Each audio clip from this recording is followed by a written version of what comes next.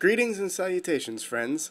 I am the Average Gamer, and it has been about a year since I started doing all this online stuff, and I just kind of wanted to update my channel and look back at the year that, I've had online. It's kind of crazy. So about a year ago, I was working as the assistant manager at a Bose retail store here in Calgary, Alberta. That's where I live, and it was horrible. Retail sucks. Retail is what sucks the life out of life. So if you can, try not to get into retail because it is horrible, and the higher up you get in it, the worse it is. But one of the nice things is that my wife and I got married. We just celebrated our 2-year anniversary, so it's been a while. And on our honeymoon, we went to Mexico, and during one of our dinners, we talked about exactly what we wanted to do with our lives and where we wanted to be. During that conversation, it came up that obviously I absolutely hate retail, so we decided that I needed a new career. And it came down to 3 choices. I was either going to get into real estate because I can sell things pretty well. I was going to be a cop because it's a nice guaranteed income and I don't mind the work. Or I was going to go back to school to get into journalism, which would have been a very hard thing to do. An undergraduate program for a 28-year-old is kind of ridiculous to think about. But here I am. You can guess which option I went with. I'm going to be turning 30 next month. Dear Lord, sorry, within a month. Within a month, I'm going to be the big 3-0. And that doesn't faze me because I have an awesome life right now.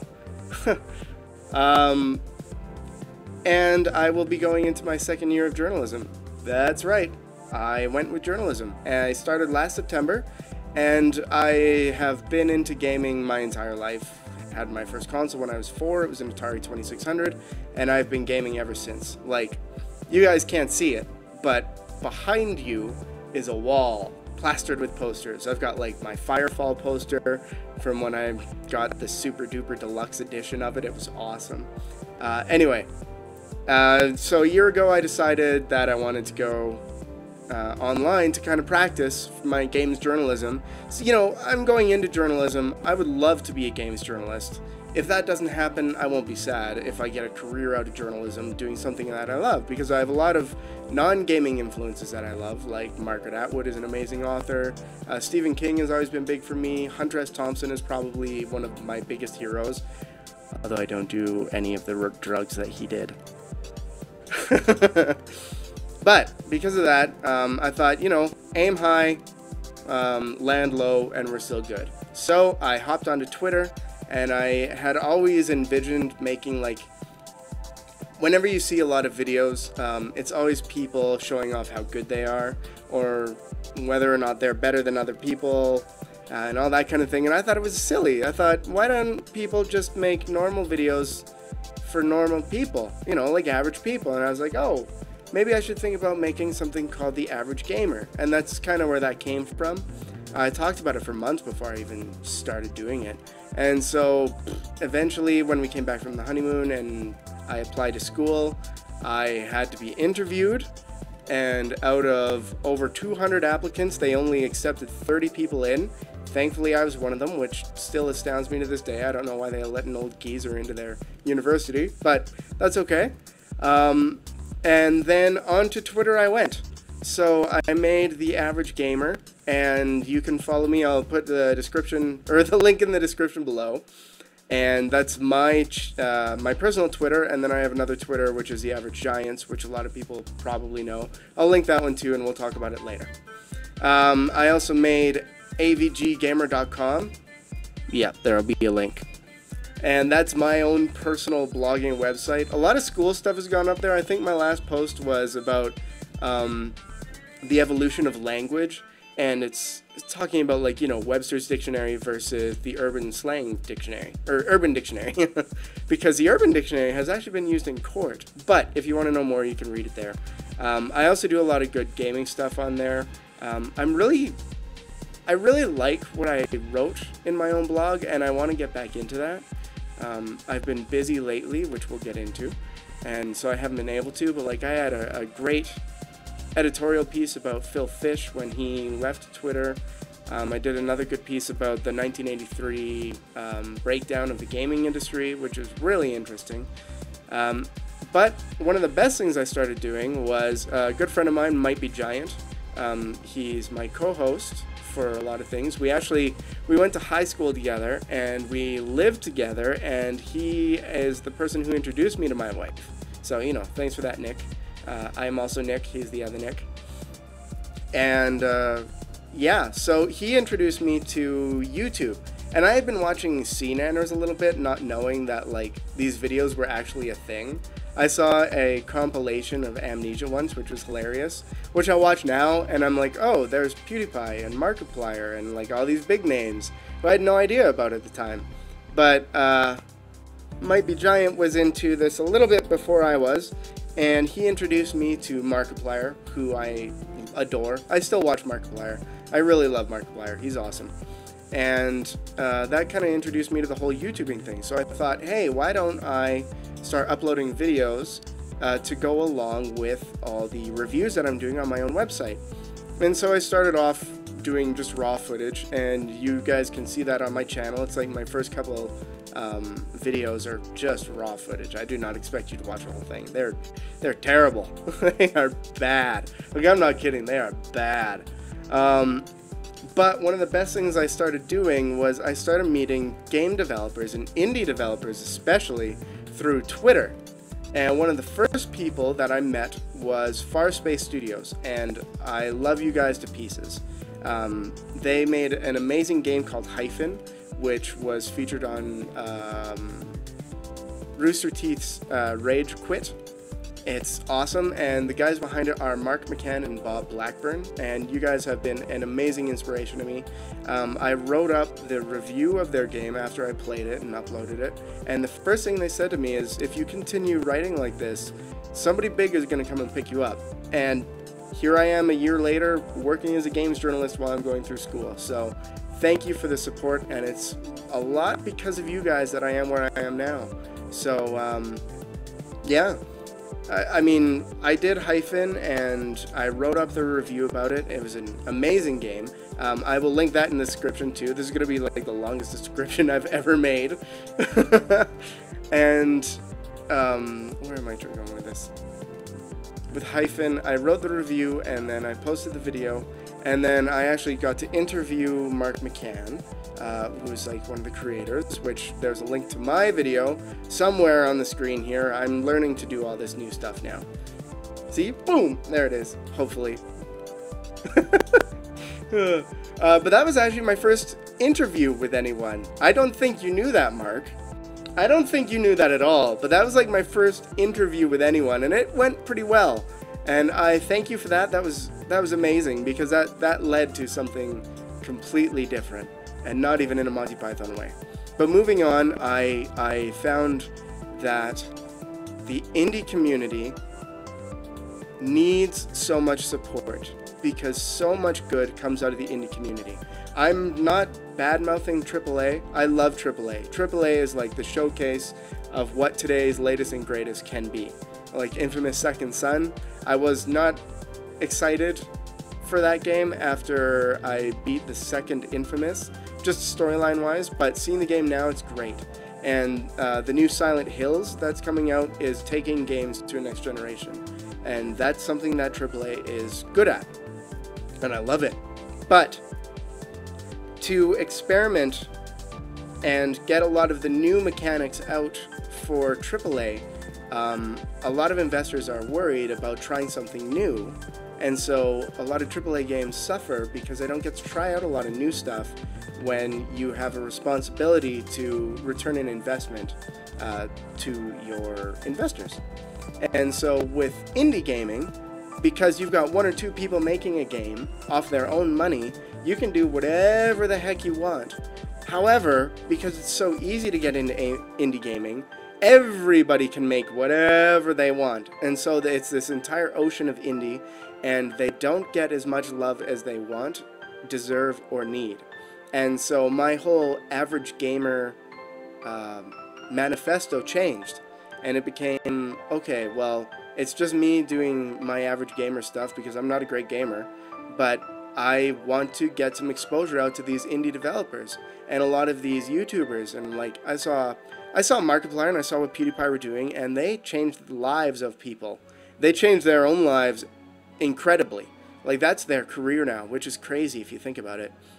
And one of the people I met on when Might Be Giant introduced me to her on live streaming, her name is By Winningism, and I'm not sure if she's going to see this or not, but thank you, Amy, for everything you've done. I had another interview with her because she was doing a charity live stream to raise money to get the medical bills paid and getting her bills paid for her son, and it was an amazing story. You can find it on my website. I won't link it. You guys have already clicked that link probably to see what my website was, because I'm just ranting forever. But it was an amazing stream, and it was a very successful stream. And if you guys want to see the piece, you can find it on my website. And thank you, Biwi, for that, because after that I started going, I heard about this website called Indie Gameplay that was meant for streamers and YouTubers to kind of come together and be like a social network thing. So I went on there and I started posting in their forums, and I started, what was it? I was asked to be the blogger for the website, which was crazy. So I was like, okay, cool. So I started blogging, and it was really like I would put my own personal blog. I would put those posts on the gameplay blog like a couple days before I put them on my own site. But I was still blogging for them, so, you know, no harm, no foul. Until they decided that they didn't need a blogger for a website that was dedicated to live streams and gaming and blah, blah, blah, blah, blah. And so, you know what? I was like, at first I was like, I get it. I can see why they don't want to do that. But I'm doing some good work for them, and I refuse to go down without a fight. So I got in touch with, he's an editor at the time, his name is Vinny Parisi, and thank you, Vinny. I'm not sure if you're going to watch this. Your wooden computer cannot run anything, especially YouTube, so unfortunately. But if you are watching it, thumbs up, well done. Hopefully you're on a new computer. He is the editor and co-owner of the Indie Game Magazine. And when they got rid of the blogging on Indie Gameplay, I said to him, like, hey, like, I like blogging, and you guys apparently liked my writing, so what else can you do for me? And they actually hired me on as a writer for Indie Game Magazine. And boom, I'm a games journalist. I'm doing what I set out to do in school within a year, like within 6 months of starting this whole online business, which is crazy. And I've been writing for them since. I am a published author now, which I get to say, which blows my mind. I love it. And not only did I start writing for them, I started writing for the magazine, their website, and I started doing live content. Because another thing that they wanted when I was in Indie Gameplay was a little show that Might Be Giant had the idea to come up with. And we call it Average Giants because it's Average Gamer and Might Be Giant. And what we do is we feature indie games and their developers. And we do it on a 2-hour, 2-slot Monday stream. I'll put that link in the description. Oh man, myself 20 minutes from now is going to hate myself now for all the work that I have to do in post, but that's okay. But we invite indie developers, we do an informal interview, and we play the game with them. We've done some pretty big things, and so Vinny and Indie Game Magazine was interested in picking the show up, and so we've been doing it through the Indie Game Magazine channel for a while now. We just uploaded episode 24, so 24 weeks, so 6 months. That's crazy, and we were doing it before then too. We grew, and we've actually started to attract some bigger indie game names. We had Guns of Icarus on. If you're watching this, Jake, thanks for having us. That was an amazing game, and I can't wait to do more. Don't Starve, we were getting to interview somebody from Clay. That was crazy. We had Vanish on the show. And they made their new build their release build that I think you can download now. Yeah, I'll link it. I think you can download it now, but I was the first person to play it, and on that first playthrough, I beat the game. So if Markiplier, if you're ever seeing this, I'm sorry, man, but I beat that game in one try.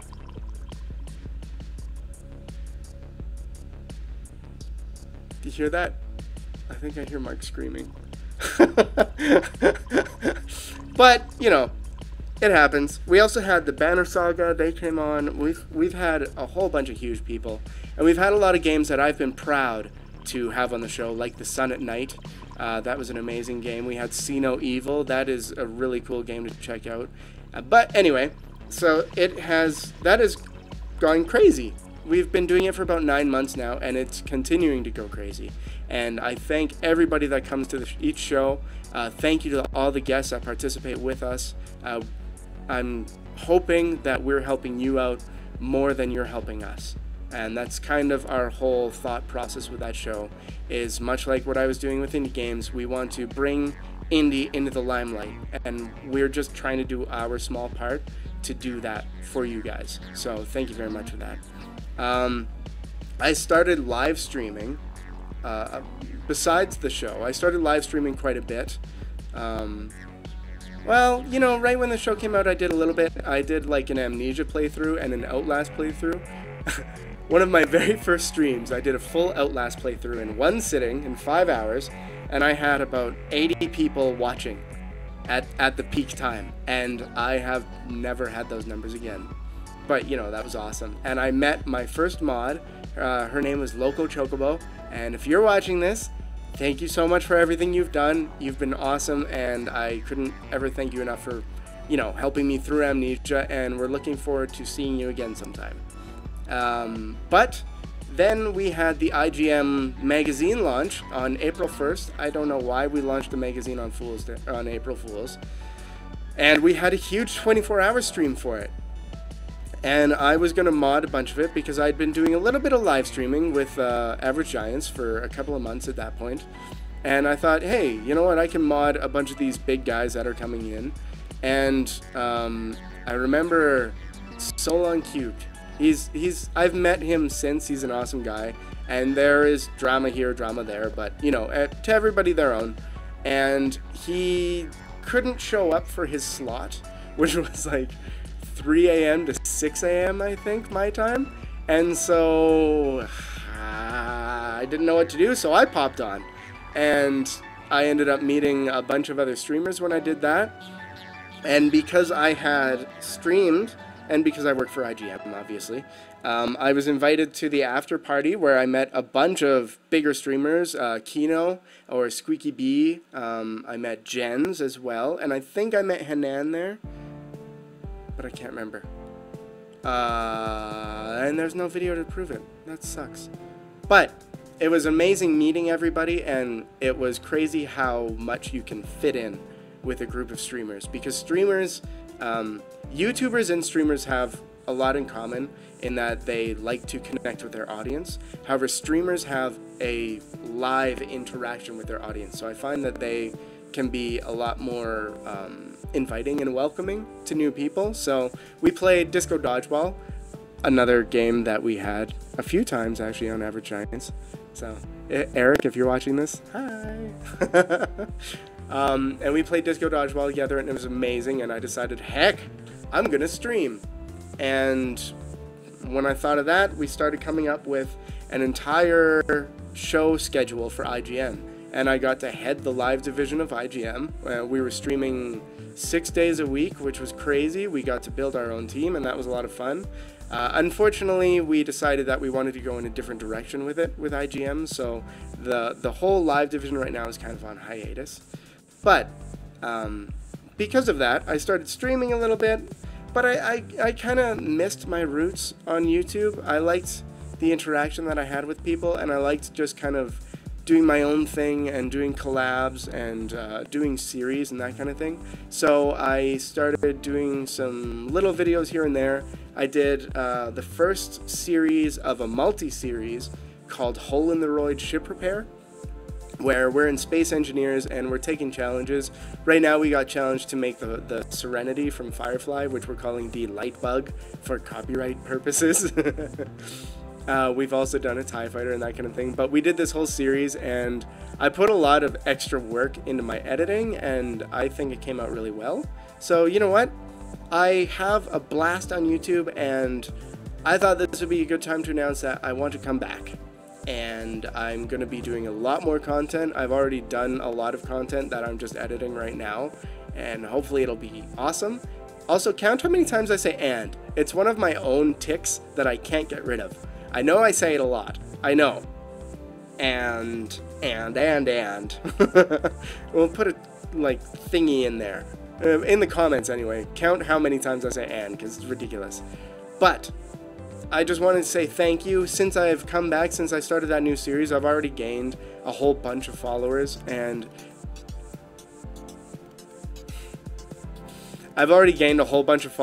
it's extremely appreciated, and I'm happy to show you guys more content, and I'm looking forward to making more for you. So this is really just me saying thank you to all of you, to everyone that has been part of the amazing year that I've had. You have literally turned my life around from something that I hated. The only good part of my life a year ago was my wife, and she has been the best part of my life for a decade now. And I just want to say thank you for making the rest of my life better, and that's only because of you.